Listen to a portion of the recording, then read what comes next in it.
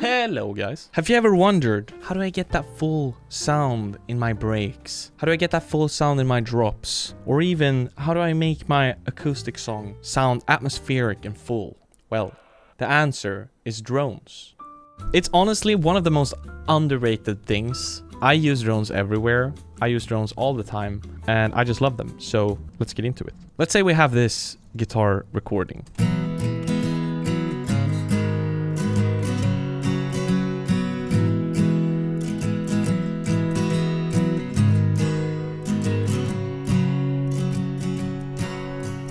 Yep, sounds good. Sounds good. I want to make an acoustic intro for a song or whatever, but we're missing something, right? Check this out.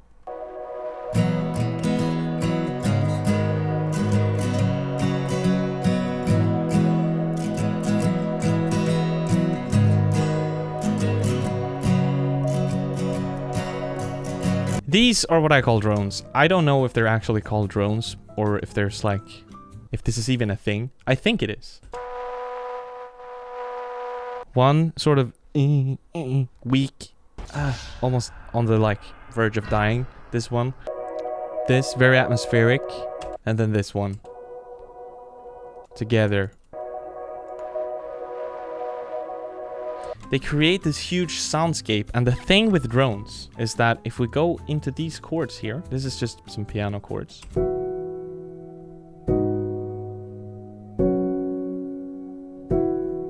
You have the B note and the F sharp note playing all the time here. These are the same in every chord. This is almost the same thing as a drone.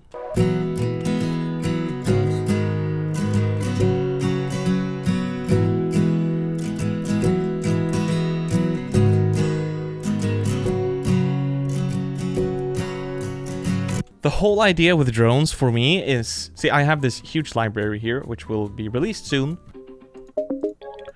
And they're all very different. Some are more dynamic, have a bit more rhythm to them. Some are just like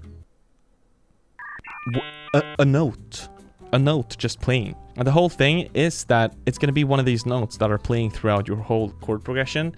So it can just linger there as one note. In this particular example, I just found this song on TikTok. It's called Something with Horses. Horses Are Faster by Ian Munsick. It starts out like this.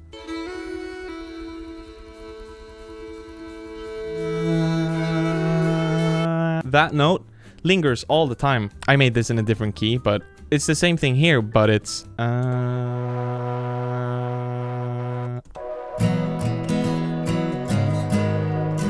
This is used all the time across genres. It doesn't matter if you're making hardstyle or if you're making blues, I don't know, whatever genre you might be making. This is a common phenomenon. It's a really, really easy way to add some atmosphere to your tracks. You can use it in so many different ways, but they are the best thing that has happened to me since I was born. So how do you make drones? There's so many different ways to go about it, but let me show you a couple. We'll make some drones and maybe I'll end up putting them in my sample pack.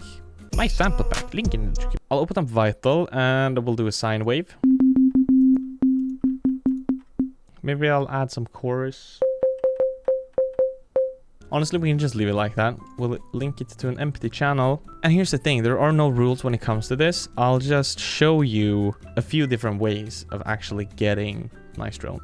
If you just want a drone that has a constant sort of, just a constant reverby atmospheric sound with no fuff. Basically, you could do this and be done with it. Realm, we're gonna use the freeze function. So you need a reverb that has a freeze function. You make it have this really long decay. If you activate the freeze, it's gonna hold the reverb. So here's where you're getting that the tonal information from. The rest of this is basically just white noise. We can trim that down slightly. You can add another EQ. Get rid of that. You can add another reverb on top of this. And maybe an RC20 for a little bit of sparkle. And there you go. You open up an Edison. You record it. I'll normalize it, drag it out. This one is very white noisy because we just used one note in a sine wave. If we would do this, for example, we're still using a sine wave. We're going to use these notes We're still on the same channel. We have all these effects applied, but we add some delay before the reverb. Add some tempo sync, a bit of ping pong delay here. I'll also add some soothe because we're getting some very harsh frequencies. And we go back into realm. Now we have a different sound, which sounds like this. When you're using sine waves, it's going to be really resonant, heavy. We can add another soothe here, maybe. But again, the more resonance you take away, the more just noise it's going to be. But you could fine tune this, you know.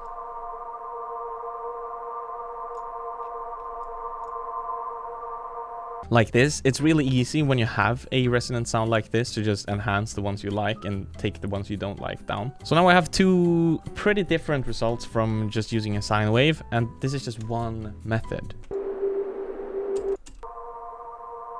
This is the lazy method, and this works for some things because there's no variation in here. It's just the same thing all over again. It's just like holding down a key. Those drones can be really great for some purposes, but you can make some really interesting stuff when you start doing things like this. We'll clone the sine wave we made, but we'll route it to a different channel. This is what we're starting out with. We can still go ahead and add some delay and some reverb. I'll add 2 delays even. And I'll add a realm again. You can get some really cool effects by playing around with the reverb size, by the way. But yeah, you do that, and then we want to remove some of this low end. And I'll put on a soothe as well. And then we just write out a little melody in the piano roll. Can lower the tempo to 110.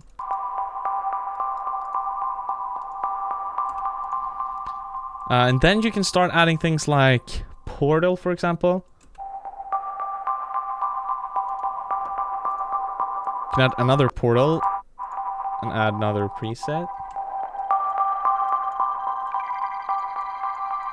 We get some sparkle in there. You can add another portal.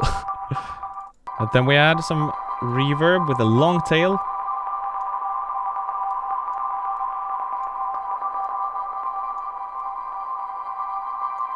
We record this. So now we have something like this. Also really resonant. We're still just using a sine wave. You could use anything. You could use pianos, you could use strings, a guitar sound, you could use another like pluck sound that you like, you could use anything. You could use your voice. The only thing that matters is we have some sort of tonal information that is, this is tied to G major. Even though there are multiple notes here, you can still play things in the key of G major.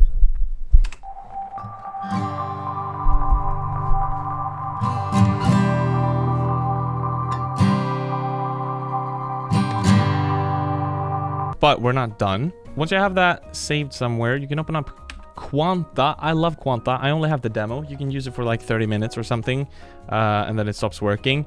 Go download the demo for Quanta or any other, what's it called? Granulizer. FL Studio has one. It's called Fruity Granulizer. You just drag your WAV file into here. I'll increase the level and here. So a granulizer splits whatever sound you feed it into a bunch of grains. And you can sort of scroll through.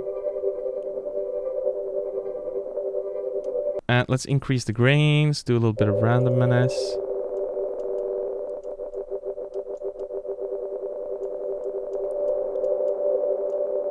And the important thing is to widen the randomness of the position. So it's going to pick grains from this region. In contrast to this, where it's only going to be at the spot you put it on. So we increase the randomness.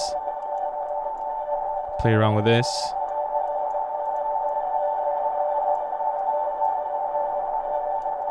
And you can do different keys as well.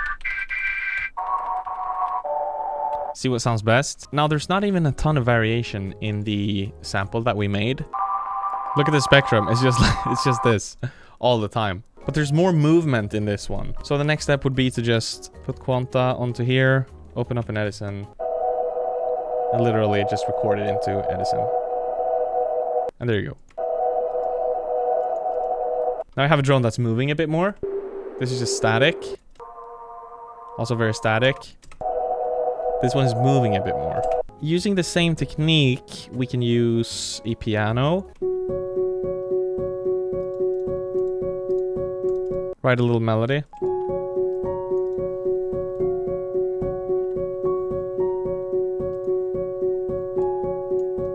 If we just use that, we don't even add anything to it. Let's try that. Edison.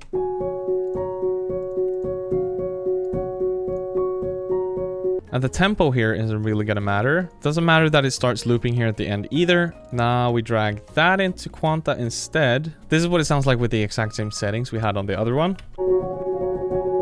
Very messy, but... So here's the melody. Take the randomness down.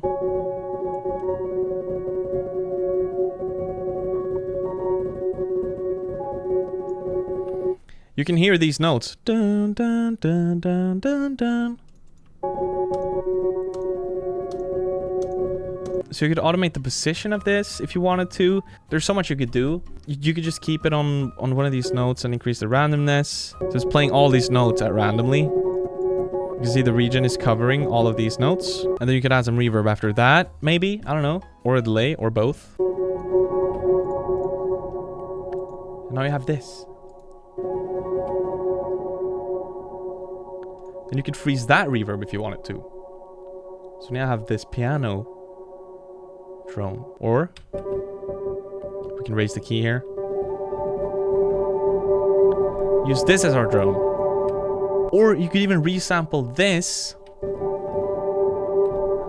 put that back into Quanta, and do some granular stuff with that sample. There's so many possibilities to this, depending on like what kind of drone you want. And to be honest, like some of the drones in here that I've made, like this one, that's literally just some sound with a few notes. You could use this as a drone as well.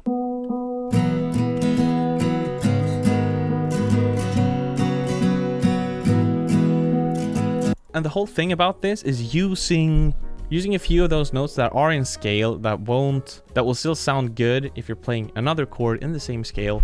That's what's gonna make things sound really, really full and interesting. That's a few ways to make drones. Go out there, get out there, make some drones. And that's actually all I wanted to show you in this video. I hope it helped you, maybe, I don't know. And if it did, smash like, destroy that like button. I have some really cool things in the pipeline, by the way. I hope to be able to announce it soon. I'll see you in the next video. Have a great weekend. Bye bye.